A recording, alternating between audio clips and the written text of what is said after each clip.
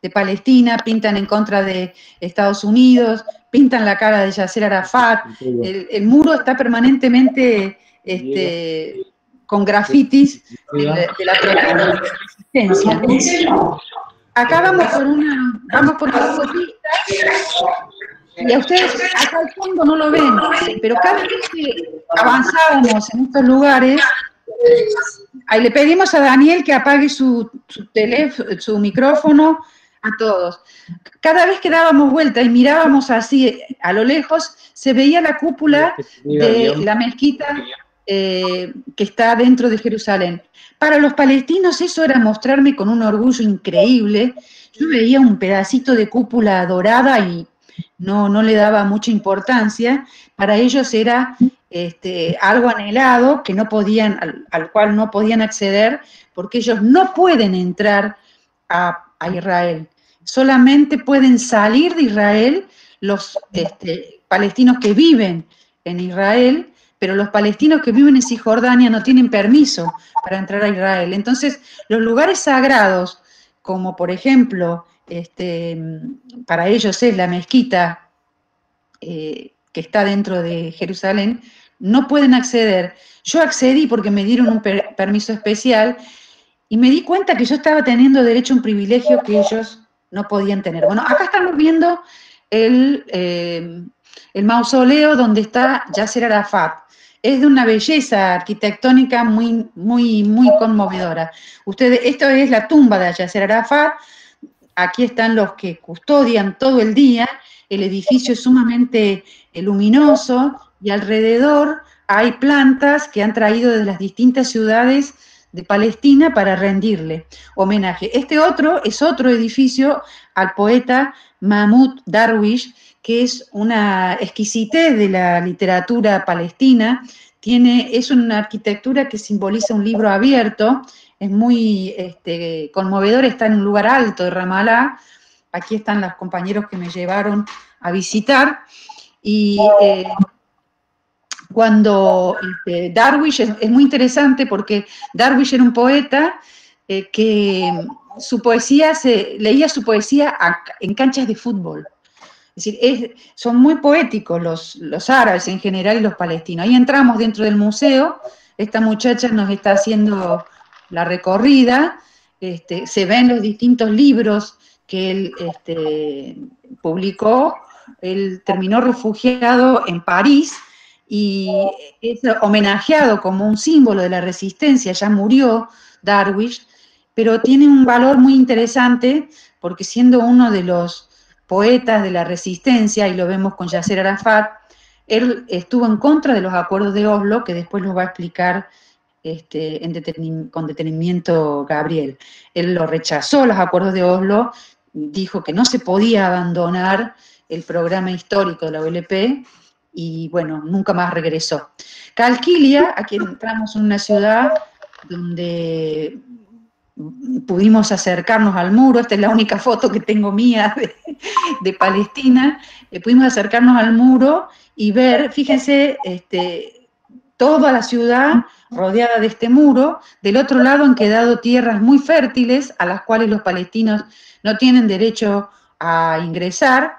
Estamos dentro de Cisjordania y ya está totalmente anexada gran parte del territorio. Ustedes ven el grado de deterioro que tiene esta zona, y en un momento dado nos va a mostrar los cultivos y cómo ellos cultivan con un gran sacrificio, porque el problema del agua es un problema gravísimo. Tienen muy pocas horas del día con acceso al agua, y además tienen el problema de que controla el agua los israelíes. A veces los dejan sin agua y sus cultivos quedan secos. Aquí está una de las autoridades de Calquilia, y muchas veces les destruyen los olivares y sus cultivos. Es una lucha cotidiana. O sea, el viaje mío fue en el 2017, estas son todas autoridades de Calquilia, que muy gentilmente me hicieron conocer, y tratando de que seamos portavoces, ¿no?, del drama que viven cotidianamente en el mundo, y que de esa forma podamos ayudarlos a vencer el apartheid. Está hablando el intérprete que hablaba español y que me acompañó en toda la visita y que está explicando que hay una puertita por la cual pasan los niños para la escuela. Vienen del otro lado, que han quedado seccionados, pasan en una puertita chiquita que en algún momento, capaz, acá vemos los cultivos, sí. Acá vemos los cultivos que dependen de que les dejen tener riego en un determinado momento y en otro se les secan. Es totalmente arbitrario el uso que hace Israel del suministro de agua.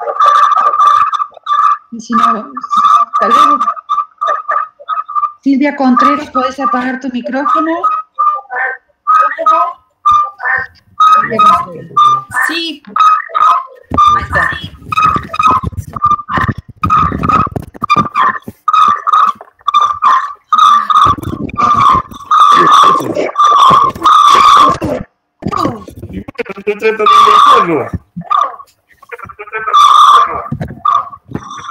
Estamos teniendo boicot de alguien, me parece, ¿eh?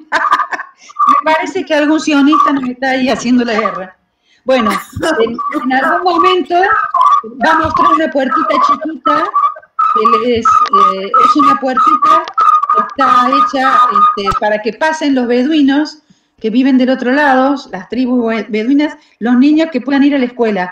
Todos los días esos niños pasan por controles donde los requisan, son niños que tienen que vivir. Ahí estamos viendo la puertita, que del otro lado están los soldados israelíes controlando el paso. Es realmente una situación de opresión cotidiana, porque esto no es de un día u otro, son años, como me decían a mí, son 70 años que estamos viviendo así y que no conocemos vivir sin control militar cotidiano. Es algo que no conozco otro pueblo que tenga tantos años sometido como el pueblo palestino. Ahí tenemos los cultivos nuevamente que nos muestran con mucho orgullo, ¿no? Porque es arrancado a un territorio muy árido en base a riegos artificiales, ¿no? Lau. ¿Sí? ¿Ya empezamos? Muy bien. Si te parece, ya tenemos casi 90 compañeros en línea, así que si te parece podemos estar en condiciones de arrancar. ¿Cómo no? Bueno, esta fue una pequeña aperitivo para poder trabajar juntos este encuentro, que para nosotros es una forma de rendirle homenaje a este pueblo que sufre tanto, que vive oprimido, que vive preso de un Estado genocida, que avanza cotidianamente en su colonización. Nosotros hoy hemos querido en especial hacer esta memoria de la historia de la colonización a cargo de Gabriel, que para nosotros es un compañero de larga trayectoria militante y de compromiso con la causa palestina. Es uno de los autores de este libro, no sé si lo alcanzan a ver. Yo tenía intención de poder filmarme, pero no me puedo filmar. Esto es un libro que se editó en la década del 70, cuando nuestra corriente, la corriente morenista, empezaba a conocer lo que pasaba en Medio Oriente, y Gabriel, junto con otro compañero, Roberto, escribieron este libro que formó a generaciones de la vanguardia de los 70 en América Latina, para entender el proceso que vivía el sufrimiento del pueblo palestino y de esa forma poder sumarnos a la lucha por su solidaria con ellos. Nosotros en especial hemos puesto en estos esfuerzos en este momento porque no solamente está el peligro de la anexión, que todos sabemos está latente, que se iba a realizar el 1 de julio y está latente, sino porque además tenemos un compromiso y un deber para que nuestro país, que ha cumplido un papel a través de su gobierno lastimoso en relación a esta amenaza, podamos desarrollar una campaña que permita revertir esta situación, o por lo menos que la población y la clase trabajadora argentina no sea cómplice del silencio con la anexión. Tenemos que tener claro que cuando se hace el acuerdo entre Netanyahu y Trump en enero de este año para legitimar un proceso de anexión que tiene mucho ya de avanzado de facto, como dicen los palestinos, pero que tendría una legitimidad o legalidad, no legitimidad, perdón, una legalidad a partir de este acuerdo, significa, como muestra el mapa aquí presente, una sección, quitarles un terreno muy importante, que es el Valle del Jordán, legitimar todas las colonias que se han instalado en estos años, desde Oslo en adelante, dentro del mismo territorio de Cisjordania. Ustedes pueden ver allí con color, el color celestito, son las colonias que fragmentó totalmente a lo que supuestamente por los acuerdos iba a ser el supuesto segundo Estado. Nuestro país ha guardado silencio frente a ese escandaloso acuerdo. Nuestro país, en nuestro gobierno nacional, el 8 de junio firmó un acuerdo con la embajada para reconocer la campaña para reconocer el término de antisemitismo como un término que equipara al antisionismo, una cuestión vergonzosa, supuestamente apoyando la declaración de la Alianza Internacional para la Memoria por el Holocausto, que pretende generar un anillo de protección y de apoyo a Israel en lo que en realidad es una campaña colonialista, anexionista. Nosotros tenemos esa mancha, digamos, como país, un país que además en ningún momento su Cancillería ha dicho nada de la amenaza de anexión, cuando otros países que no precisamente son progresistas o que tienen gobiernos progresistas han hecho manifestaciones en contra de la anexión, como es la Unión Europea, Inglaterra, y en América Latina el Parlamento chileno, que ha tenido una declaración no solamente en contra de la anexión, sino que además ha expresado que el gobierno no puede establecer acuerdos comerciales con aquellas empresas que estén instaladas en territorio cisjordano y que sean parte de la colonización que lleva adelante Israel. Eso ha hecho un parlamento que no se caracteriza por lo progresista en Chile, y nuestro gobierno no. Eso también ha ocurrido en la legislatura de la Ciudad de Buenos Aires. Bueno, todos los aquí presentes probablemente ya lo sepamos. Esa bochornosa ley que se ha votado y que estamos pidiendo su derogación, por la cual se abre una persecución a todo aquel que condene a Israel justamente en momentos en donde ellos preparan esta campaña anexionista. Bueno, hecho esta presentación, nuestro orgullo de que el compañero Gabriel pueda darnos este recorrido histórico, del cual él es un especialista, es un militante histórico y dirigente de nuestra corriente, de la corriente morenista desde la década del 70, ha escrito muchos artículos, entre ellos una revista que también recomiendo que se llama El Islam en Llamas, y integra nuestro partido Izquierda Socialista. Muchas gracias, Gabriel, muchas gracias a todos los presentes, y adelante, vamos. Bueno, Laura, yo tengo retorno, Mechi, no sé si hay algún problema con mi micrófono. Bueno, espero que me escuchen bien. Un saludo a todos.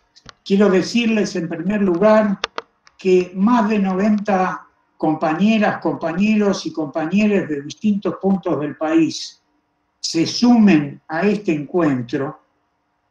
Es una gran alegría porque es una muestra realmente de la sensibilidad que hay en nuestra corriente y en tantas y tantos y tantos compañeros por la situación de genocidio que sufre el pueblo palestino desde hace largas décadas. Como dijo Laura, este encuentro tiene por objeto apoyar la lucha del pueblo palestino contra el plan que pretenden imponer Trump y Netanyahu de anexión de territorios en Cisjordania.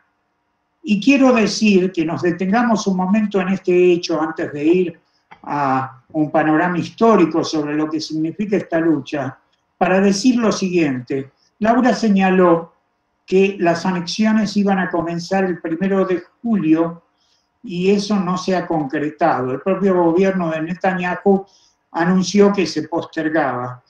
La razón de esa postergación es que se ha producido un estallido de indignación internacional por este avance sobre las tierras de los palestinos, y esto demuestra la importancia y lo útiles que han sido siempre las campañas y las acciones concertadas a nivel internacional para oponernos al avance del sionismo y de Israel contra los derechos del pueblo palestino. Entonces, quiero decirles a todas y todos y todos los que están participando de este encuentro que sepan que al hacerlo se suman a una campaña que ya está teniendo unos resultados importantes y que por eso mismo debemos continuarla con toda la fuerza.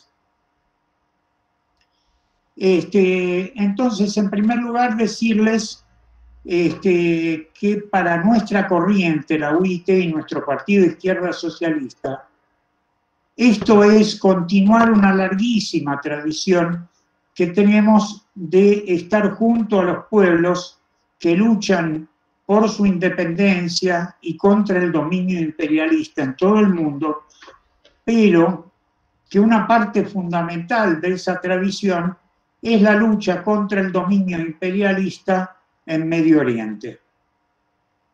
Allí el imperialismo y las organizaciones sionistas que sostienen a Israel afirman que Israel es una avanzada de la democracia y la libertad en Medio Oriente. Las mismas imágenes que nos mostró Laura le van a dejar en claro a todos ustedes que eso es una mentira completa. Israel es un estado apartheid en todo caso, cuya característica central es el racismo. Un racismo que se aplica al pueblo palestino con la misma violencia, con la misma bestialidad que los nazis aplicaron un genocidio contra el pueblo judío en los años que Hitler dominó Alemania. Es decir, las cosas que uno sabe sobre la opresión de Israel sobre el pueblo palestino, con total apoyo de Estados Unidos, son expresión de un genocidio tremendo.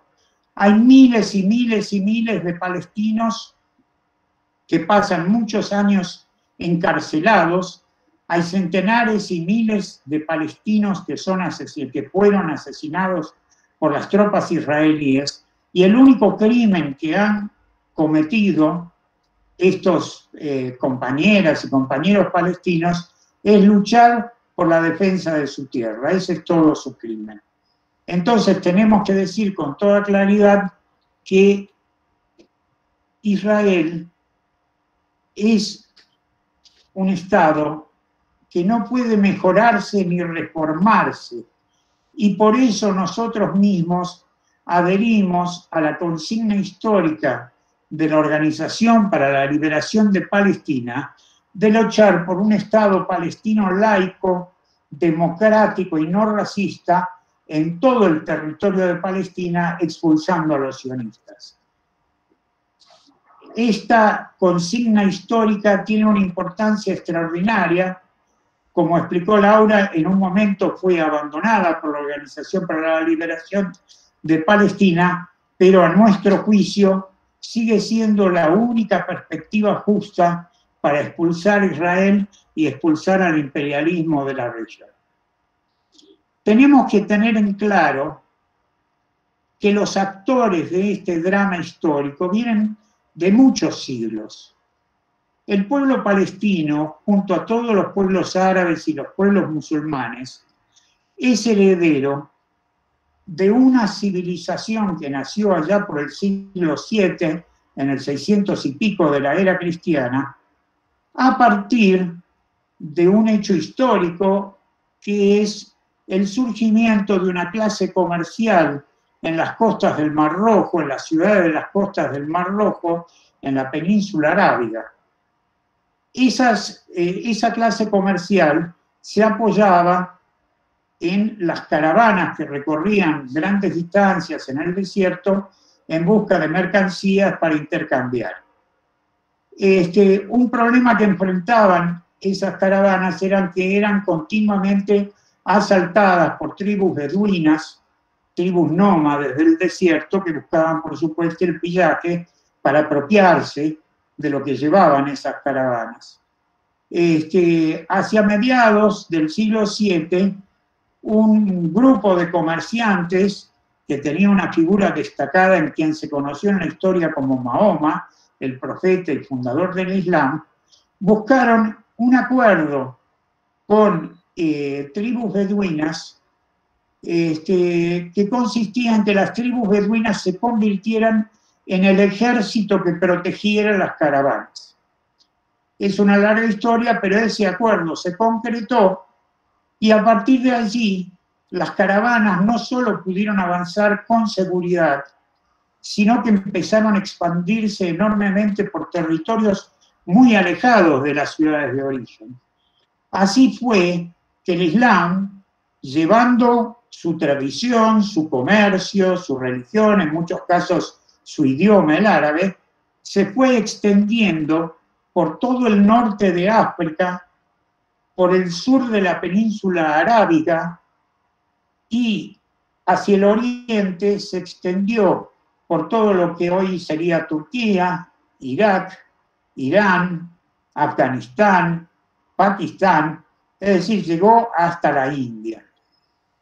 Esta civilización extraordinaria por su extensión fue cambiando en sus características. Por ejemplo, al extenderse al norte de África, una gran parte de la economía del Islam se basó en el tráfico de esclavos, primero hacia Europa y después con la conquista de América por los españoles y europeos, también llevando esclavos a trabajar a América. Tuvo distintas épocas, ahora no me voy a detener en esto, pero hay un hecho histórico de suma importancia, que es que la civilización islámica llegó en un momento a controlar todo el comercio en el Mediterráneo, que era la principal vía comercial, por supuesto, de Europa en aquella época. Hacia el siglo X, la Iglesia Católica, junto a los reinos que habían surgido en Inglaterra, en Francia, y las ciudades-estado que habían surgido en Italia, comenzaron a disputarle a los islámicos, a los comerciantes islámicos, la supremacía en el Mediterráneo. Es entonces que comienzan los intentos para la Iglesia Católica de reconquistar Jerusalén. Entonces se decía que las expediciones tenían ese objetivo, pero en realidad entre el siglo X y el siglo XIV, todas esas excursiones de tropas europeas hacia Jerusalén tenían en realidad el objetivo de disputar este control comercial del Mediterráneo y de la península arábiga. Es decir, que estamos hablando de que el choque de civilizaciones entre el Islam y la civilización europea viene por lo menos desde el siglo X. En el siglo XIV sucede un hecho que cambia el rumbo de la historia. Un grupo de tribus turcas con un líder que se llamaba Osman. Agrupadas estas tribus logran conquistar la ciudad que hoy se llama Estambul y se transforman en una potencia militar tremenda que en pocos años conquista toda la península arábiga y en Europa conquista grandes territorios, llegando a poner sitio, aunque no logran tomarla, a lo que es la capital de Austria hoy en día, es decir, la ciudad de Viena. Esta potencia militar mantiene bajo su control toda la región y representa una situación de terrible opresión para los pueblos árabes que se ven obligados a pagar tributo a esta potencia militar que los domina. Durante siglos los pueblos árabes lucharon por sacarse de encima la dominación turca. En el siglo, hacia el comienzo del siglo XX, las potencias que habían surgido en Europa, especialmente Inglaterra, Francia, Italia, le proponen un acuerdo a varias de las tribus árabes que luchaban contra los turcos, que es que se sumen a las tropas inglesas buscando desalojar a los turcos otomanos de la península arábiga. Los ingleses y franceses se comprometen con los pueblos árabes a garantizarles su independencia y libertad. En la Primera Guerra Mundial, entre 1914 y 1918, Turquía se alía con Alemania y, por supuesto, Francia, Inglaterra, Italia, Estados Unidos vencen en esa guerra esa alianza entre turcos y alemanes. Y uno de los resultados de esa guerra es que efectivamente los turcos otomanos son expulsados de la península arábiga.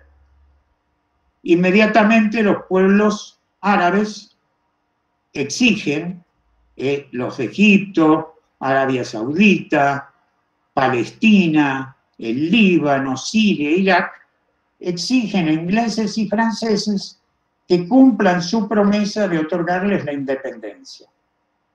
Pero ingleses y franceses se niegan a hacerlo y convierten a todos esos países en colonias o lo que llaman protectorados. Por supuesto que para explotar ante todo las riquezas petroleras de la región y controlar política y militarmente una de las zonas fundamentales del mundo.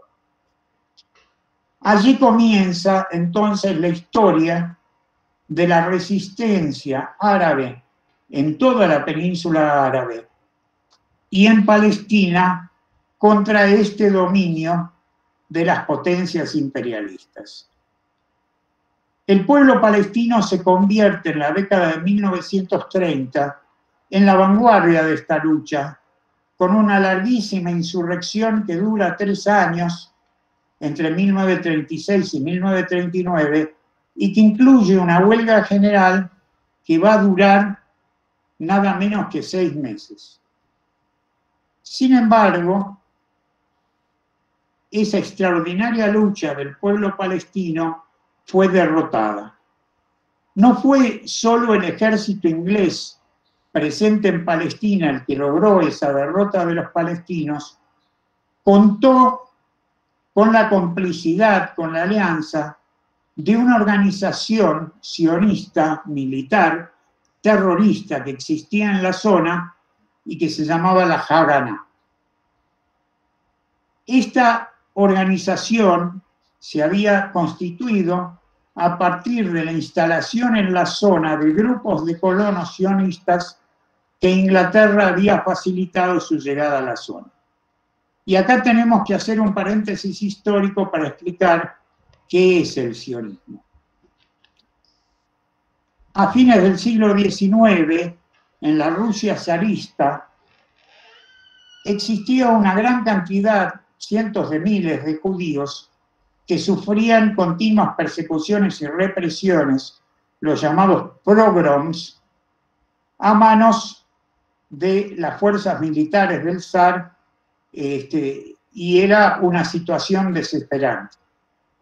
La mayoría de esos judíos se organizaron en una central que se llamó el Bund, y esta central adhirió ya a principios del 1900 a la fundación del Partido Socialista, el Partido Socialdemócrata de Rusia.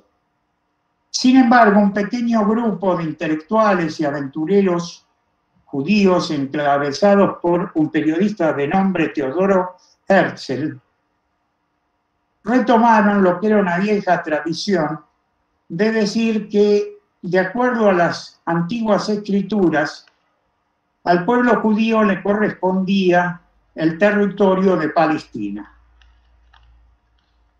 Esto era un absurdo histórico.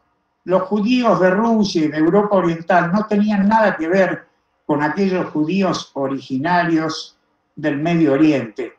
Era una clase surgida en la Edad Media, como dije, en Europa Oriental y en Rusia, y que no tenía nada que ver con el origen semita de los judíos de Palestina. Sin embargo, los sionistas, encabezados por Herzl, pidieron una entrevista con el zar y le propusieron que los ayudara a crear una colonia judía en Palestina, argumentando que Palestina era una tierra sin pueblo y que ellos eran un pueblo sin tierra.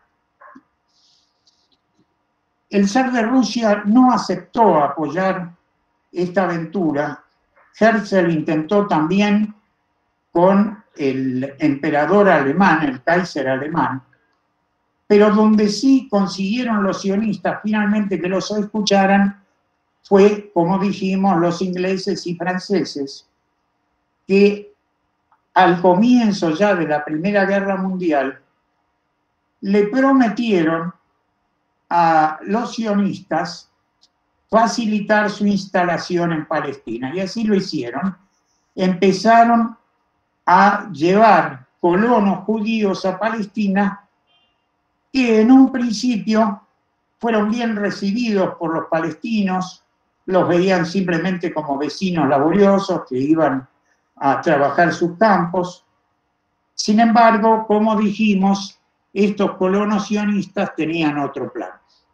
Se organizaron en esta milicia terrorista y acompañaron la represión de los ingleses al levantamiento palestino de la década de 1930 con su Haganá. Después de la Segunda Guerra Mundial, después de que se diera la masacre de judíos, el Holocausto, por los nazis, las fuerzas imperialistas, Estados Unidos, Inglaterra, Francia, triunfantes en la guerra, junto con la URSS, encabezada por Stalin, decidieron apoyar el pedido del sionismo de la partición del territorio de Palestina entre un territorio que sería Israel y otro territorio que quedaría para los palestinos. Israel se quedaría con los territorios junto al mar, los palestinos se quedarían con los territorios junto a la margen occidental del río Jordán, lo que se conoce como Cisjordania, y es el territorio que visitó Laura, y Gaza, que es un pequeño estrecho de tierra junto al mar al sur. Los palestinos y los pueblos árabes de la región reaccionaron resistiendo esta partición. ¿Cómo respondió Israel y su Haganá? Al interior de Israel produjeron una verdadera masacre de palestinos en sus aldeas y en sus campos para expulsarlos de lo que sería el territorio de Israel. Pero al mismo tiempo, Israel se enfrentó en su mismo nacimiento a la lucha que le entablaron los gobiernos de Egipto y Siria.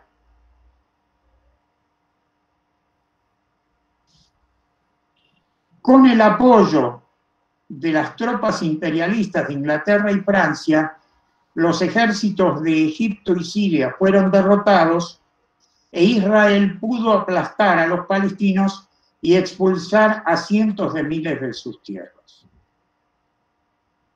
Desde entonces, la historia de Israel ha sido la de continuas guerras en las que fue anexando cada vez más territorios de Palestina y no solo eso, ocupando las alturas del Golán en Siria, ocuparon el desierto del Sinaí en Egipto, es decir, ocuparon muchas veces el Líbano, numerosas veces las tropas israelíes sionistas han entrado a sangre y fuego en Gaza, y como hemos visto, sus colonos van ocupando cada vez más territorios en la Cisjordania supuestamente reservada para el Estado palestino.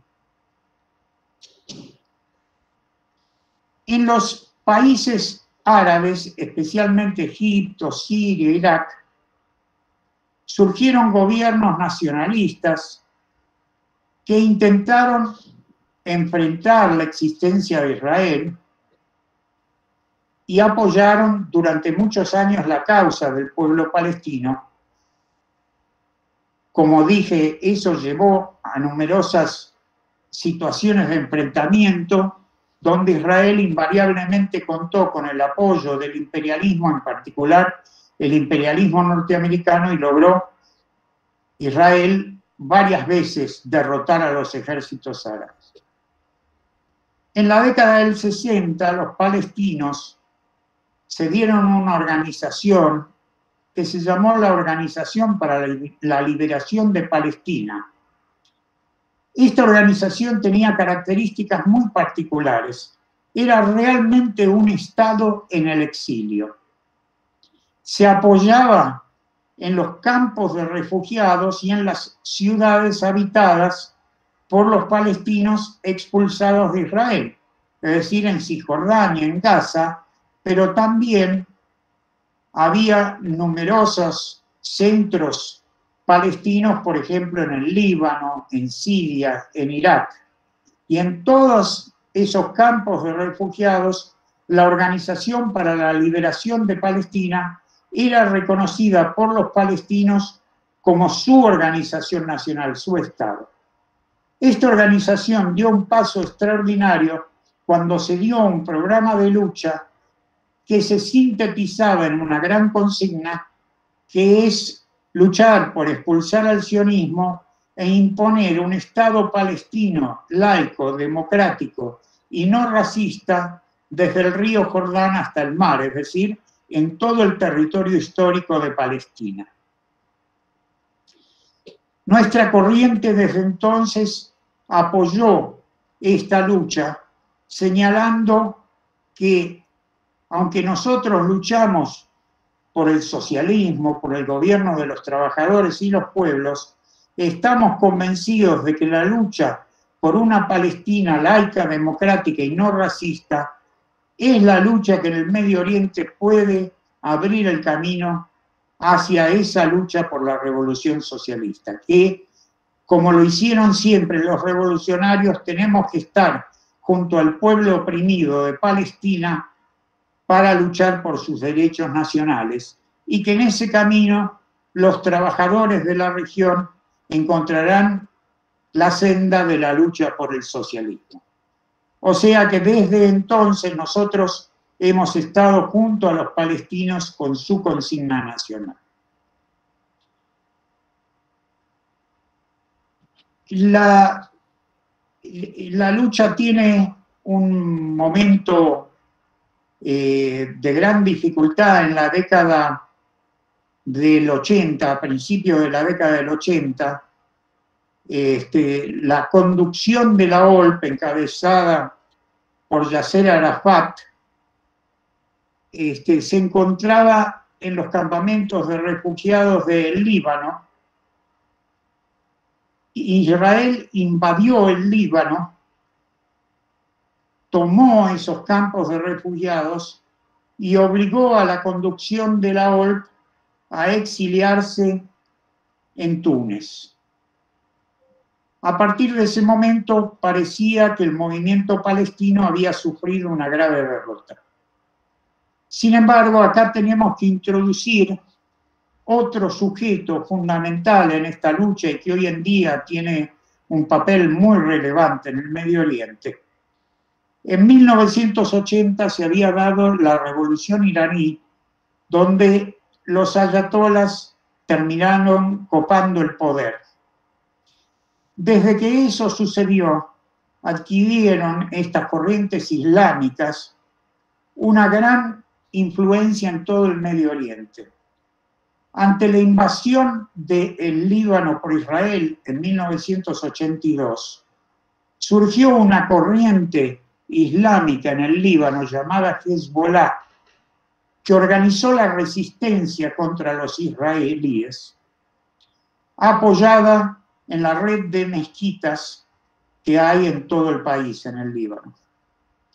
Se hizo un proceso de resistencia contra la ocupación militar de Israel, que en el año 1985 terminó obligando a las tropas sionistas a retirarse del Líbano. Ese inmenso triunfo en el cual los palestinos refugiados en el Líbano también tuvieron un papel enorme, esa derrota militar de Israel en el Líbano tuvo una repercusión tremenda. Al interior de Israel se dividió el ejército y se dividió la población. Surgieron sectores del propio ejército y de la población que reclamaban el fin del genocidio contra los palestinos, el fin de los ataques bélicos contra los árabes. Entró completamente en crisis el Estado de Israel. En los territorios de Cisjordania y Gaza se darían sucesivamente las intifadas, las rebeliones, también animadas por ese extraordinario triunfo que se había dado con la derrota de Israel en el Líbano. Sin embargo, y a pesar de este extraordinario ascenso de la lucha palestina, en el año 93 se da un hecho que vuelve a cambiar el curso de la historia en la región. Se dan los acuerdos de Oslo. ¿Qué son los acuerdos de Oslo? El imperialismo yanqui logra reunir a Arafat con la conducción sionista del Estado de Israel en la ciudad de Oslo para firmar un acuerdo que esencialmente tiene dos puntos. Los palestinos se comprometen a abandonar la lucha por la expulsión de los sionistas y de Israel, y a cambio Israel acepta que se construirán en el antiguo territorio de Palestina dos naciones, la israelí por un lado y la palestina por el otro.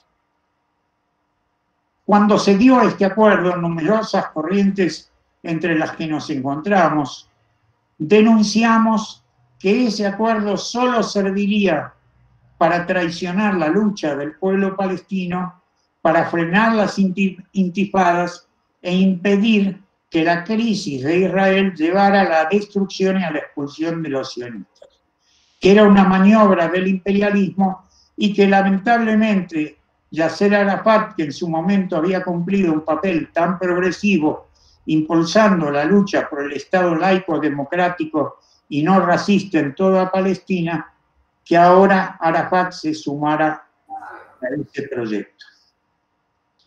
¿El resultado cuál fue? El resultado es lamentablemente el que estamos viendo hoy. Se instaló la autoridad palestina en Cisjordania y en Gaza. En Gaza quedó una fuerza conduciendo que se llama Hamas, una conducción islámica surgida en el proceso a partir de los 80, pero Israel jamás, ninguno de los gobiernos israelíes respetó los acuerdos de Oslo ni nada parecido. Y el imperialismo lo mismo. Israel inmediatamente impulsó la instalación de colonias en todo el territorio de Cisjordania, y el territorio ocupado por los árabes se fue achicando cada vez más, como lo podemos ver en esos mapas que Mechi ha puesto en pantalla. ¿Qué es lo que decimos hoy? Lo que decimos es que la tradición de lucha del pueblo palestino y de los pueblos árabes y musulmanes no se ha perdido, que estamos en un momento de ataque del imperialismo para intentar imponer con su socio sionista su política de terminar de anexar todos los territorios árabes en Palestina. Decimos que la lucha contra esa política genocida no es solo del pueblo palestino, de los pueblos árabes y los pueblos musulmanes. Esa es la lucha de todos los que en el mundo luchamos por terminar con el dominio imperialista. Y por eso, con esta charla, con esta recorrida por los siglos de historia y con esta perspectiva que queremos darle a nuestra intervención, llamamos a todas, a todos y a todes a continuar sin desmayo esta lucha en apoyo al pueblo palestino por el Estado palestino laico, democrático y no racista en todo el territorio de Palestina. Gracias, compañero. Bueno, muchas gracias, Gabriel. Siempre tan fuerte tus intervenciones, tan sólidas y convocantes, porque lo haces desde una perspectiva militante, ¿no? Un lujo, como dice Javier. Bueno, ahora sí vamos a abrir a ronda de preguntas e intervenciones. Vamos a hacer el siguiente mecanismo para que no nos superpongamos y porque no nos podemos mirar. El que quiere hablar, se anota en el chat y Mechi le va a ir habilitando el micrófono, ¿sí? Acá hay una pregunta que ha hecho un compañero de Esquel, que me la dirige en relación al tema de mi visita a Palestina. Bueno, el compañero pregunta si cuál es la percepción o la mirada que tiene el pueblo palestino del rol que juega Naciones Unidas, por un lado, y por otro, qué vínculo o qué relación hay entre la OLP y Hamas. Entendí esa pregunta. Bueno, Naciones Unidas, ustedes piensen que yo fui invitada por la autoridad palestina a través de la Embajada de Argentina y que yo tuve contacto con los representantes de la autoridad. Y como no hablo árabe, no pude hablar mucho más allá que con quienes me alojaban y fueron, digamos, las personas que me hicieron conocer distintas ciudades y con quienes compartí mi estadía. De manera que mi mirada es muy parcial. Mi percepción es que sienten que están solos en el mundo y que además no tienen muchas posibilidades de expresar todo lo que sienten en relación incluso al rol que están jugando los estados árabes, porque el proceso que fue narrando Gabriel de las últimas décadas, cuando Egipto pasa a acordar a reconocer a Israel, que es un salto cualitativo en el abandono a los palestinos, no son nada más que justamente Egipto y Jordania, dos países que son limítrofes de su territorio, los que están reconociendo a Israel y sienten entonces una gran soledad.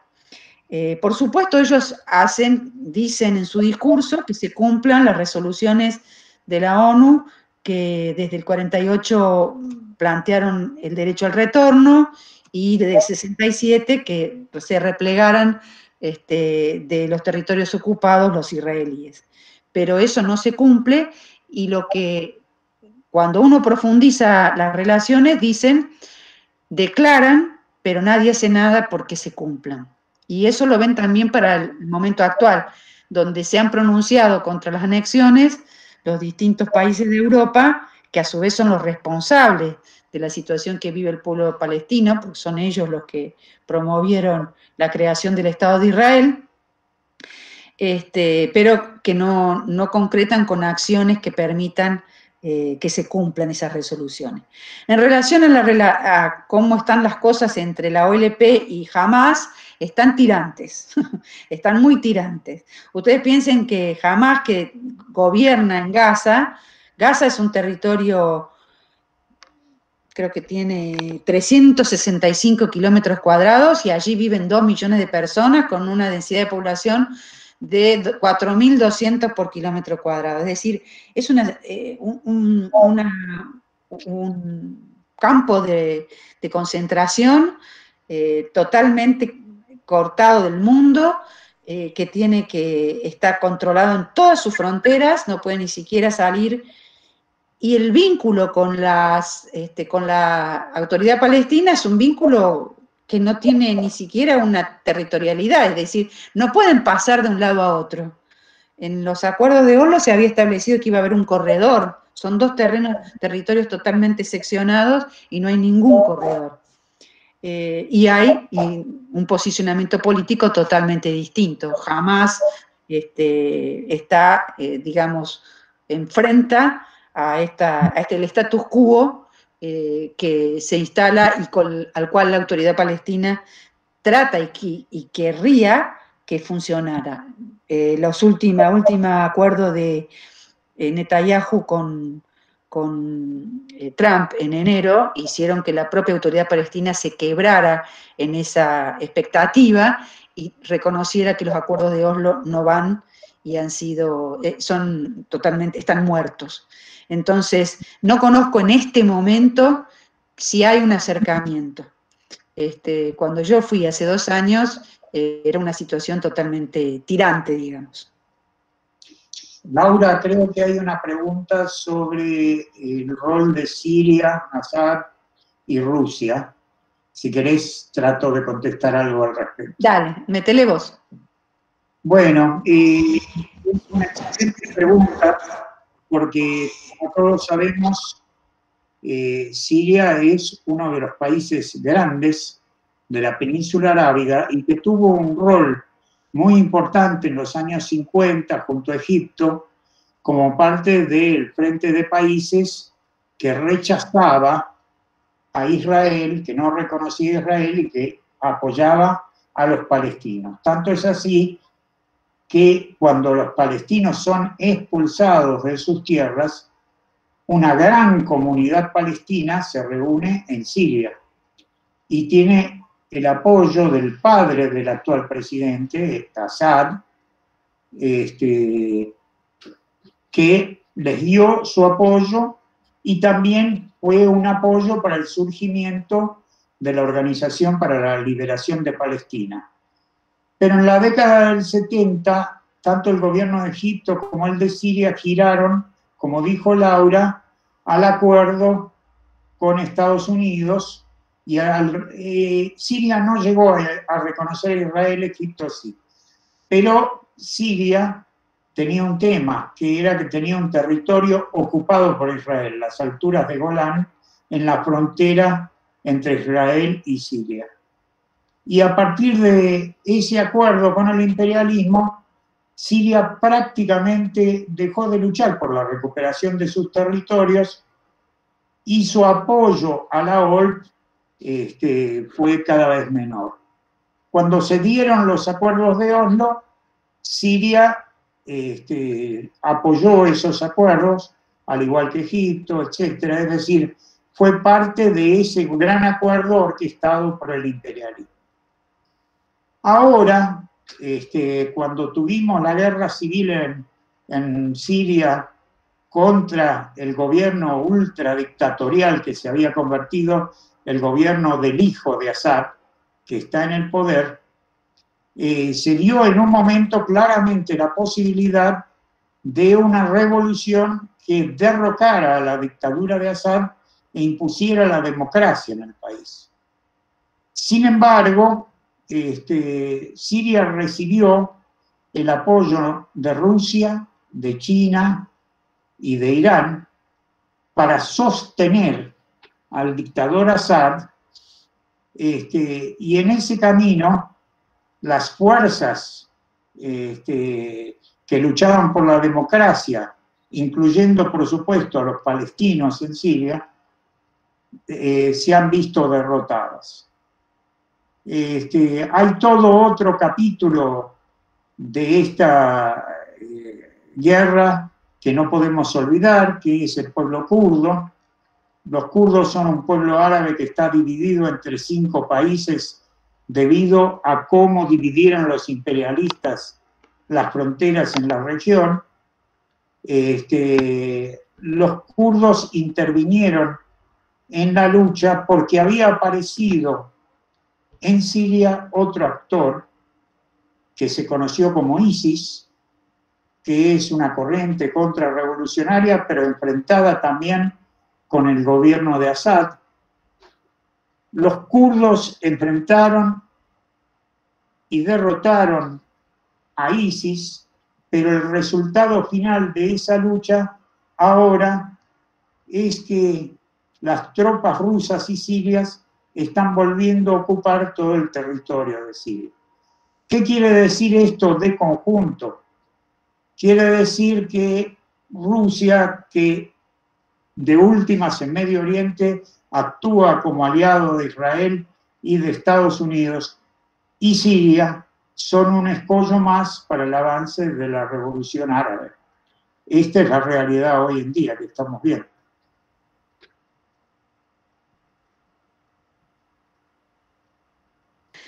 Gracias, Gabriel. Acá hay otra pregunta. A ver, hay una pregunta que creo que no está ahí, sino afuera. Luciano dice, para Laura, ¿qué organización palestina sigue levantando la consigna de Estado único palestino laico, democrático y no racista?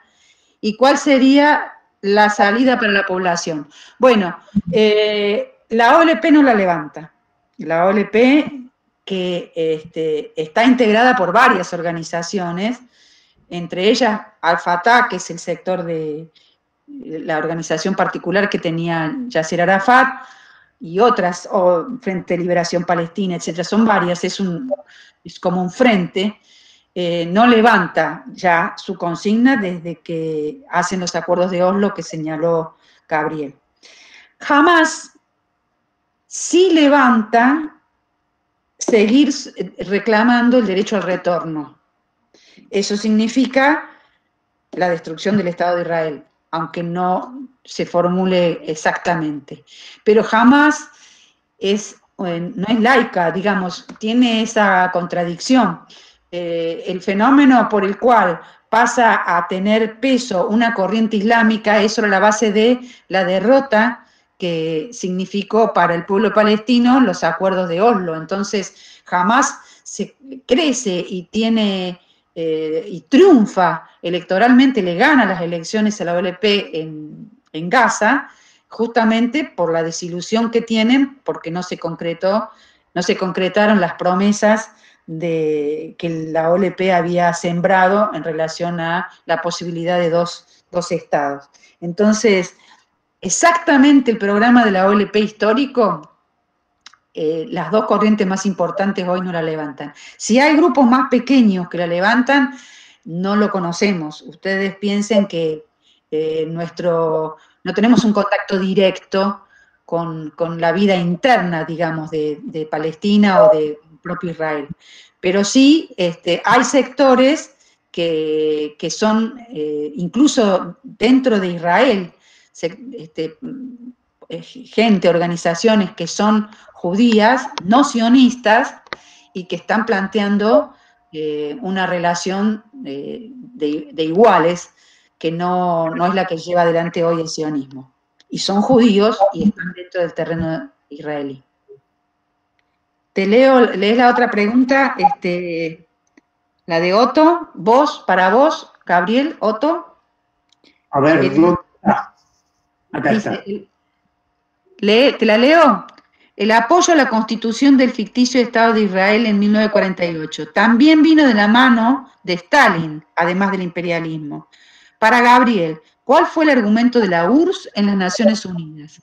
Y fue de un cinismo extraordinario, porque nosotros tenemos que tener presente que Stalin no solo hizo un pacto en la década del 30 con Hitler, con el que buscaba evitar la guerra, pero al mismo tiempo eso le daba sostén al régimen genocida de Hitler contra los judíos, sino que al interior de la Unión Soviética los judíos fueron siempre terriblemente perseguidos.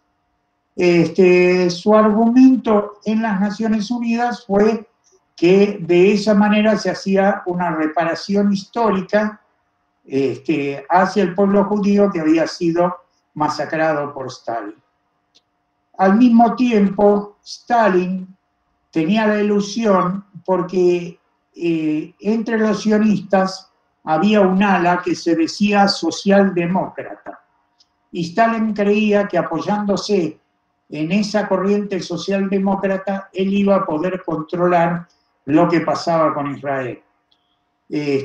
Así que eso es lo que pinta un poquito lo que era Stalin y su cinismo.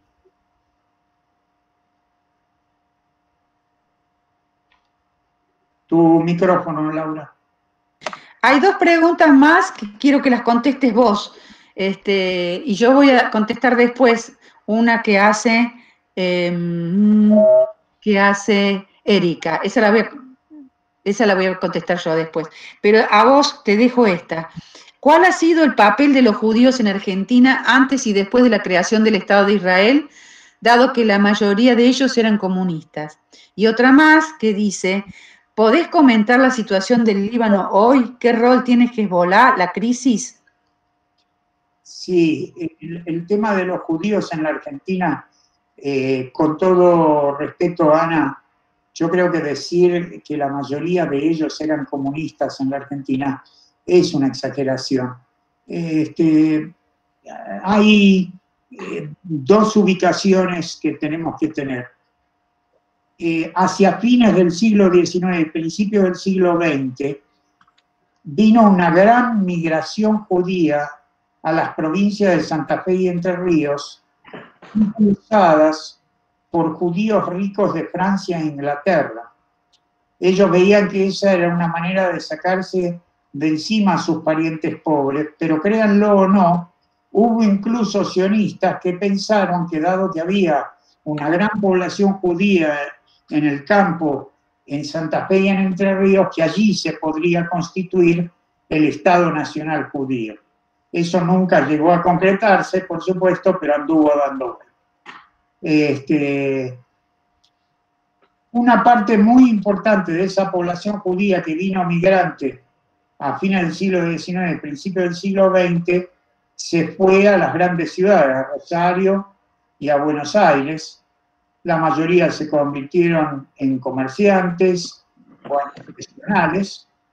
Y una parte de ellos, por cierto, que adhirieron al Partido Comunista e incluso a otros partidos de izquierda. El Partido Obrero, el PTS, nosotros, otros partidos de izquierda, tienen una cantidad importante de adherentes que son de familias judías. Sin embargo, nosotros sabemos categóricamente que hay un establishment judío en la Argentina, alrededor de la AMIA, de la DAIA, de la Embajada de Israel, que es muy numeroso, y que apoya sin ninguna duda al Estado de Israel, y que lamentablemente tiene posiciones bastante reaccionarias y de derecha. Yo creo que esa es la mayoría de los judíos hoy en día en la Argentina, aunque sigue habiendo un sector importante de judíos en la Argentina que o están con el peronismo o están en la izquierda. Sobre lo del Líbano. En el Líbano ha habido un estallido democrático que posiblemente sea el más poderoso de la región desde la primavera árabe del 2011. ¿Por qué digo esto? En el Líbano hay un régimen democrático controlado por corrientes religiosas cada una de las cuales tiene su partido y que están representadas en el Parlamento y que en el Ejecutivo tienen una presencia proporcional a las fuerzas electorales que tienen. Hezbollah en los últimos años se convirtió en la fuerza política más poderosa del Líbano. El problema es que ese gobierno de múltiples partidos religiosos en el Líbano ha venido imponiendo unos planes de ajuste terroríficos en el país, donde los trabajadores sufren una desocupación, rebaja de salarios, bueno, todo lo que conocemos nosotros acá en la Argentina como planes de ajuste, en el Líbano los viene aplicando ese gobierno. Entonces, el año pasado comenzaron enormes movilizaciones en el Líbano buscando terminar con este régimen. Sin embargo, hoy todavía no está claro qué nuevas fuerzas políticas pueden imponerse contra ese régimen político. La lucha continúa y con mucha fuerza. Bien, bueno, ahora yo respondo a Erika. Erika pregunta, ¿qué se puede hacer para hacerle llegar nuestra solidaridad? El año, no sé, hubo jornada en apoyo a Palestina con murales en distintos lugares. ¿Este año hay algo programado? Bueno, yo les voy a contar algo para que de paso nos sirva a todos, ¿no? No solamente a Erika. Nosotros, estas actividades son parte de ello, pero les cuento que existe en el mundo un movimiento que se llama BDS. BDS quiere decir boicot, desinversión, y ahora me olvidé que quería decir la S, y sanción. Es un movimiento que surgió en el 2005, que está integrado por 170 sindicatos, partidos políticos y ONGs, muchas de ellas de origen en Palestina y otras en la diáspora palestina en el mundo. Ustedes piensen que fuera de Palestina y de Israel hay 6 millones de palestinos. En Chile es el país donde hay más palestinos en América del Sur, hay 400.000, por eso hay un club de fútbol que se llama Palestina y por eso probablemente se explique que la presión de esa comunidad haya logrado la sanción de ese repudio en el Congreso que les mencioné. Pero el BDS lo que promueve es que no se compre los productos que Israel produce en las colonias instaladas en el territorio palestino en Cisjordania. Es una campaña mundial. Y nosotros tenemos un gran comercio con Israel. En primer lugar, les cuento. Nosotros tenemos un empresario, que es el señor Elstein, que seguramente ustedes lo recordarán o lo tendrán presente, que es uno de los mayores consorcistas, es la mayor corporación inmobiliaria del país, es dueño de Alto Palermo, Alto Abasto Shopping, Alto Avellaneda, Alto Rosario, el DOT, etcétera, etcétera. Bueno, Elstein, Paseo Alcorta, Patio Bullrich, es el dueño de una corporación israelí, de la cual tiene 81% de acciones, que fabrica misiles. Se los vende a Gran Bretaña y Gran Bretaña los instala en las Malvinas. Es decir, fíjense, con capital que se hizo en nuestro país, la riqueza, cerca de 500 millones de dólares invirtió Elstein en Israel, en distintas empresas, una de ellas es la fabricación de misiles. Hoy son los misiles con los cuales Inglaterra está fortaleciendo su peso militar dentro de las Islas Malvinas. Nosotros tenemos que empezar a hacer una campaña contra Elstein, porque su sionismo, no solamente, como decía Gabriel, es un compromiso con el pueblo palestino, luchar contra su sionismo, sino porque además es el que está armando a Inglaterra en las Islas Malvinas. En el año 2019, Mansur, el gobernador de Tucumán, compró 8,5 millones de dólares en armas, para que las armas con las que se matan acá a los pibes, que en este momento hemos visto hasta el entrenamiento de las fuerzas represivas nuestras por técnicos o especialistas israelíes, son parte de acuerdos que ha hecho los gobiernos, el gobierno de Macri, pero ahora Mansur, que es integrante del Frente de Todos, se aprovisionó de armas que compró a Israel y son con esas armas, hoy la policía reprime a los jóvenes que protestan en Tucumán. Macri compró lanchas, armas, software de espionaje en el año 2018. Y yo voy yéndome para atrás, en el año 2007, en pleno gobierno kirchnerista, a través del Mercosur, firmamos un convenio de libre comercio con Israel. Nosotros hoy tenemos libre comercio con Israel y eso se concretó en el 2011. Es decir, mientras en otros países, como por ejemplo en Cataluña, hay campañas para que se frene todo comercio con Israel, también esto está ocurriendo en otros lugares. En el mismo caso de Chile que les comenté, nosotros fortalecemos nuestro comercio con Israel. Y el BDS es un movimiento que retoma la experiencia de Sudáfrica. El apartheid de Sudáfrica fue derrotado, para los compañeros más jóvenes, esto que vive hoy el pueblo palestino lo vivieron los pueblos africanos con respecto a la dominación blanca en Sudáfrica, y recién ese apartheid terminó en el año 92, pero ese apartheid cayó en base a una campaña mundial de boicot a Sudáfrica, que fue entre cultural, deportiva y también de tipo comercial.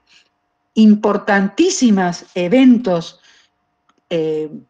las Olimpiadas de los distintos años, etcétera, los jugadores se negaban a participar si estaban los representantes de Sudáfrica, y el aislamiento en el que quedó Sudáfrica racista, la blanca racista, provocó que finalmente se vieran obligados a derogar todas las normas y las instituciones que excluían en bantustanes, que eran especies de guetos, a los negros, y logró ese triunfo.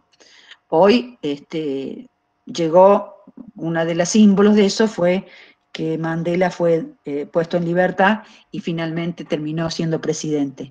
El BDS convoca a que en el mundo entero retomemos la experiencia de Sudáfrica, de la campaña que se hizo de boicot al apartheid de Sudáfrica, y hagamos boicot a los productos comerciales de Israel que estén producidos en territorio colonizado, digamos. Entonces, esa es una forma. Otra forma es también acompañando desde las aulas. Nosotros tenemos muchos compañeros aquí presentes que son docentes y que pueden cumplir un papel para dar vuelta a la campaña sionista, que tiene una presencia muy fuerte en los gobiernos, en las instituciones, las legislaturas, así como yo les conté al inicio lo que pasó en la legislatura de Buenos Aires. Ellos están tratando de que esto ocurra en otras legislaturas. Hoy vi que había una intendencia de un pueblito en Santa Fe que había sacado la misma declaración bochornosa que sacó la legislatura de Buenos Aires, y hacer una campaña solidaria también clarificando que esta historia totalmente tergiversada. Hay un libro que sacó la Cátedra Palestina, la Cátedra Libre de Palestina de la UBA, no sé si acá lo pueden ver.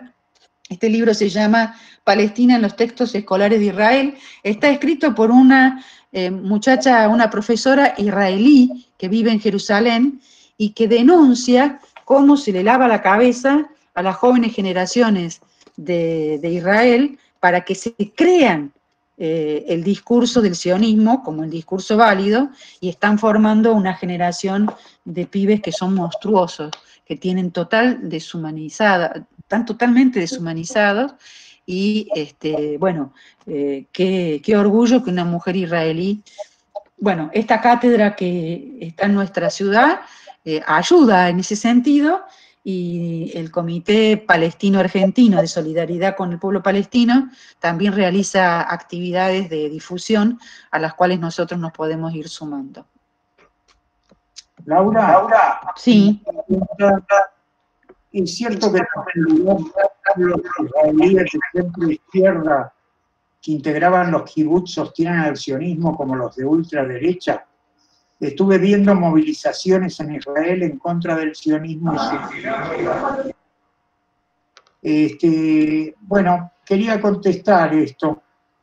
En primer lugar, en Israel sí existen sectores progresistas que se oponen a las anexiones, que se manifiestan, que se movilizan contra el gobierno de Netanyahu, que rechazan el genocidio continuo. Sin embargo, este es un momento en que esos sectores están bastante aislados. Tenemos que decir que cada vez que hubo un gran ascenso de lucha por parte de los pueblos árabes, hubo un reflejo al interior de Israel en sectores judíos que por lo menos sentían simpatía hacia las luchas de los pueblos árabes, y en particular la primavera árabe, que fue el levantamiento contra los gobiernos totalitarios. El problema es qué perspectiva pueden tener estos sectores progresistas que apoyan a los pueblos árabes, que no quieren el genocidio. Justamente nosotros creemos que la consigna histórica de la Organización para la Liberación de Palestina, es decir, Palestina laica, democrática y no racista en todo el territorio, es la respuesta. Es decir, lo único que podría unificar realmente en la realidad las movilizaciones de estos sectores progresistas con las luchas de los pueblos árabes es luchar en común por terminar con el monstruo sionista e imponer un Estado laico en todo el territorio. En este momento hay movilizaciones, veremos qué importancia tienen y si eso hace que el gobierno de Netanyahu, que ha perdido fuerzas en el último tiempo, termine de perder. Veremos cómo pasa eso. Bueno, acá Raquel de Misiones dice que las lanchas compradas por Macri son utilizadas por la prefectura en Misiones. Liliana de Córdoba dice que el PJ cordobés hace más de 20 años que comercia armas y proyectiles con Israel, incluso fueron a tomar clases de represión. Y ahora va a tomar la palabra Adolfo, que es un compañero que vivió en Brasil y tiene una experiencia muy interesante para contar.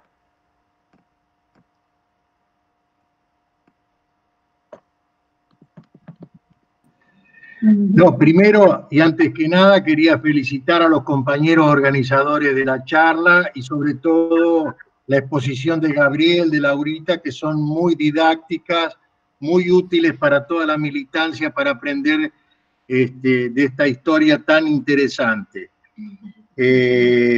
Por supuesto, y recomendar el libro, que Gabriel es uno de los autores, que fue editado también en portugués, no sé si en otros idiomas, pero por lo menos en portugués fue editado también el libro de la autoría de Gabriel. Muy, muy importante. Yo también creo que hay mucha historia del pueblo judío para contar, sobre todo una historia menos antipática que la que conocemos de la versión sionista, ¿no es cierto? Como decía Gabriel, hay muchos judíos que se integraron inclusive a la izquierda argentina. Uno de los casos más notables fue el de Enrique Dickmann, que llegó en aquel famoso buque Pampa, que inclusive habían salido de Letonia para entrar en Palestina. En aquella época, si después puede confirmar Gabriel, estaba dominada por Turquía. Como Turquía había cerrado la frontera, todos esos judíos que estaban por entrar en Palestina acabaron siendo derivados por el barón de Rothschild, que era el que financiaba esos viajes para Argentina. Muchos de ellos cayeron en Entre Ríos, entre ellos Enrique Dickmann, que llegó en 1890 y en 1896 ya estaba ayudando en la fundación del Partido Socialista. Y después fue diputado durante varios mandatos y después terminó cerca del trotskismo también con el Colorado Ramos, Eneas de Pilimbergo, etcétera, esa rama del trotskismo. Pero digo que digo que hay historias muy lindas y que nos acercan mucho al pueblo judío en ese sentido. Pero yo me quería referir fundamentalmente a esa ley que el gobierno nacional y popular de Alberto Fernández y Cristina Fernández de Kirchner,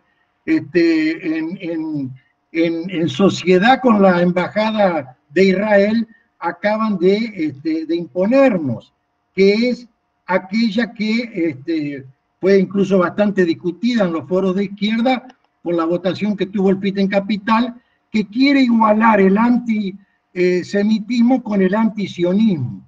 Es decir, una trampa tremenda que el sionismo permanentemente la coloca justamente para tentar callar las voces críticas de ese Estado racista, de ese Estado nazista de Israel. Y yo creo que es muy importante que sigamos denunciando porque el sionismo no juega. Bueno, es decir, basta ver lo que hace con los palestinos. El sionismo es terrible, digamos, cómo acosa a sus enemigos y cómo se ensaña en defensa de ese Estado. Les quería contar que nosotros en el partido de la UIT, el partido hermano brasilero, la CCT, Corriente Socialista de los Trabajadores, tenemos compañeros procesados por el sionismo por publicar textos donde decíamos que Shimon Peres era un genocida. Cuando murió Shimon Peres, hace pocos años atrás, nosotros editamos una serie de artículos y entre otros decíamos que Shimon Peres, que había muerto un genocida. El sionismo, a través de representantes que tienen en el Parlamento, nos procesaron. Hasta hoy esos procesos están corriendo. Entonces, es importante que nosotros denunciemos que lo que ha hecho el gobierno argentino al aceptar de parte de Israel de igualar el sionismo con el semitismo es un crimen del gobierno. Es un crimen del gobierno que lo van a intentar utilizar contra los activismos, contra las movilizaciones, contra las denuncias que nosotros podamos hacer en relación al sionismo, que son de todos los días, porque todos los días se cometen atrocidades en Palestina por parte de ese gobierno racista de Israel. Entonces tenemos que repudiar, tenemos que seguir denunciando y tenemos que exigir del gobierno argentino que retire ese proyecto. Porque como muy bien dice Barghouti en el libro de Gabriel sobre la historia de la colonización palestina, que hay una entrevista a Barghouti en uno de los anexos, dice, primero que el antisemitismo no tiene por qué ser considerado una cuestión racista por encima de otras cuestiones racistas como es por ejemplo la cuestión de los negros. Y termina diciendo que el antisemitismo es racismo, pero el antisionismo es una posición moral contra el racismo. Entonces tenemos que, es muy correcta esa postura de Barghouti, que es que tomarla porque ese es el verdadero, la verdadera cuestión que está en juego. Y rechazar vehementemente esa postura del gobierno argentino en relación a igualar esas dos cuestiones, porque eso nos puede costar caro a la izquierda cuando denunciemos los crímenes del sionismo.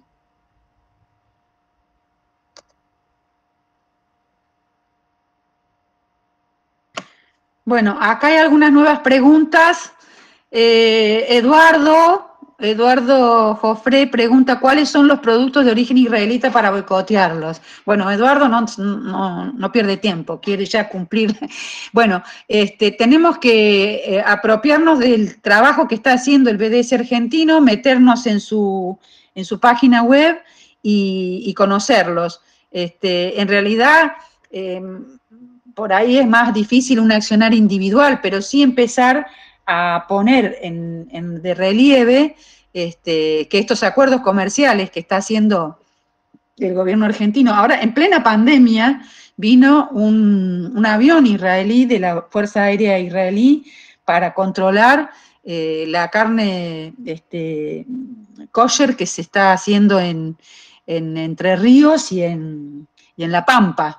Y vienen los rabinos y controlan que estemos haciendo bien las cosas. Pero ese trabajo lo tenemos que ir desarrollando, trabajando con fundamentalmente una campaña de denuncia a los acuerdos del gobierno y a este mercado libre que se ha establecido con Israel.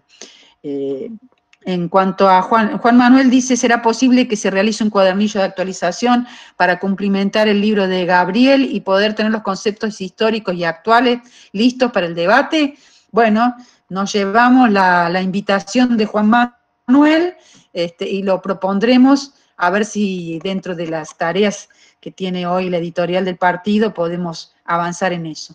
Lucas dice, Chile compró armas y tanquetas de Israel con las que reprimen hoy al pueblo en la Plaza de la Dignidad y en las poblaciones y a los mapuches. Efectivamente, hoy Israel es exportadora de armas, yo señalé las que compró Argentina, es exportadora de armas y de entrenamiento militar de las fuerzas represivas. Esta famosa técnica de apretar el cuello a los que detienen, con el cual murió el trabajador en Estados Unidos, Lloyd, es una técnica que enseñaron los israelitas. La técnica de mutilar a los manifestantes, que puede parecer menos costosa desde el punto de vista político y más hiriente en última instancia por la cantidad de pibes que se mutilaron a los ojos en Chile con las granadas, es también una técnica que usan los israelitas. A los palestinos en Israel les mutilan las piernas, a los pibes, los francotiradores, les tiran a las piernas y los dejan inválidos. Ustedes han visto imágenes de las que pasó Mechi recién, de chicos en silla de ruedas que tiran las piedras.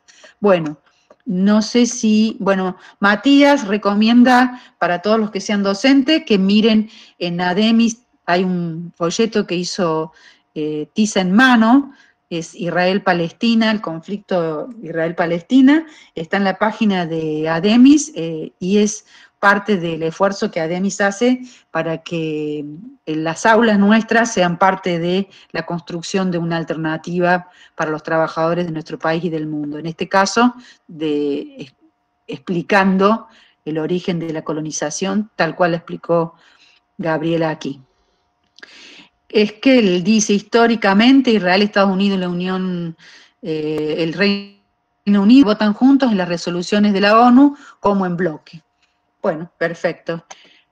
Mariana dice, el Mossad entrenó a la Fuerza Armada Argentina, exactamente, estamos de acuerdo, hay entrenamiento. Patricia Bullrich fue parte de esos acuerdos, a través de su marido montó todo. Acá tengo un libro que editó la Cátedra Libre de Palestina, donde explican todos esos acuerdos militares que Argentina tiene con Israel.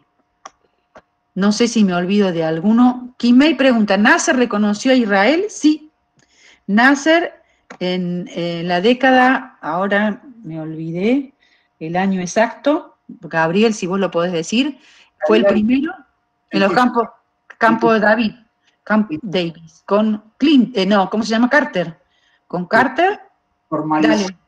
Ese acuerdo fue Anwar Sadat, el sucesor de Nasser. Nasser hizo un primer acuerdo con Estados Unidos, pero no llegó a reconocer a Israel, fue Anwar Sadat, y por eso fue asesinado por el representante de una corriente islámica pocos años después.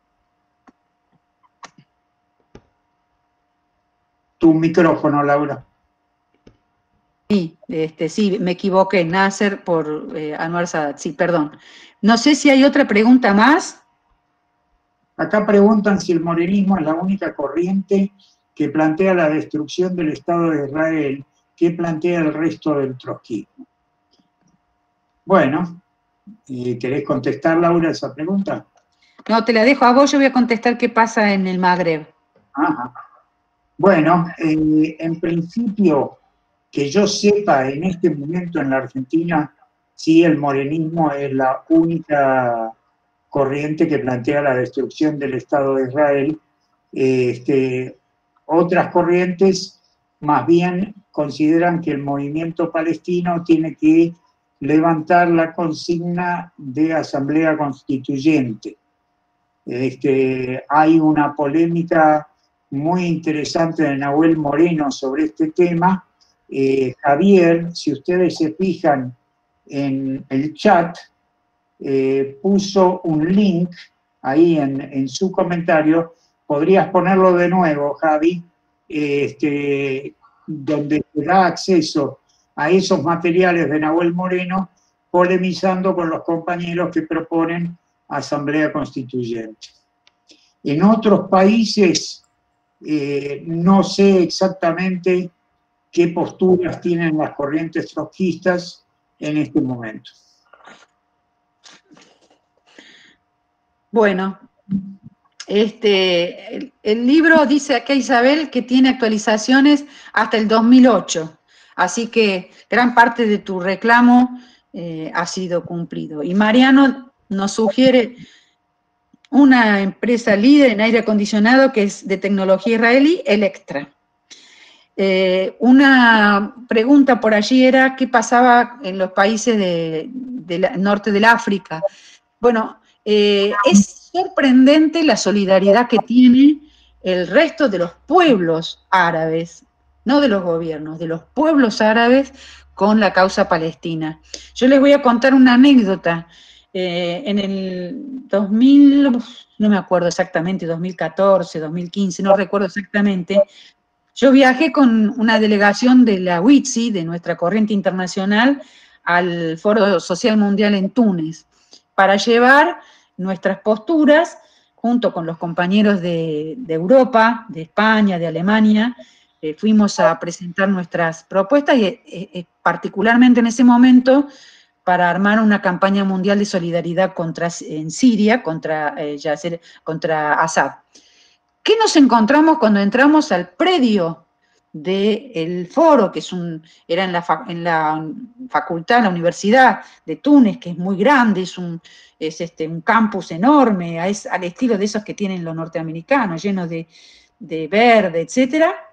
Una bandera inmensa de solidaridad con el pueblo palestino y diciendo que el que no estuviera por el derecho palestino a retornar a las tierras no tenía lugar en ese foro. Increíble. Así es de fuerte, como allí estuvo la sede de la OLP, tuvo mucha fuerza sobre la juventud y sobre las generaciones luchadoras de Túnez.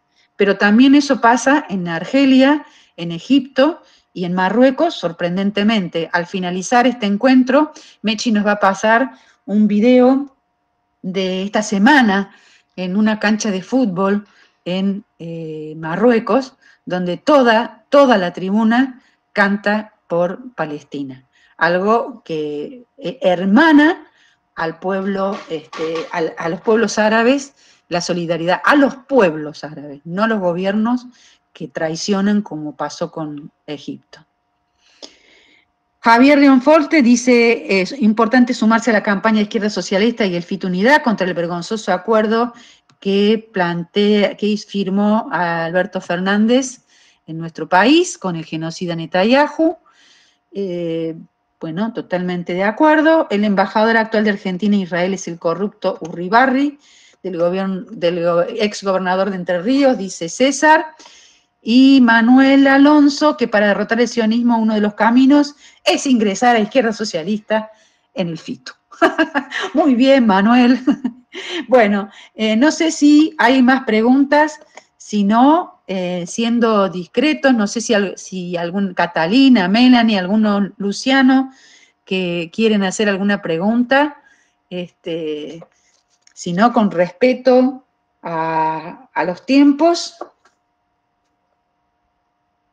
nos despediríamos. ¿Nadie más pregunta o interviene? Entonces, si les parece bien, no sé, Gabriel, vos si querés decir algo más. No, comparto el saludo y la alegría por esta charla que ha reunido a tantos compañeros en la solidaridad con el pueblo palestino. Bueno, ¿alguien más quiere tomar la palabra? Si no, nos despedimos con el hermoso videíto, que lo tenés preparado, Mechi, de la tribuna del equipo, no me acuerdo cuál es, seguramente los compañeros que son futboleros lo van a saber mejor que yo, en Marruecos,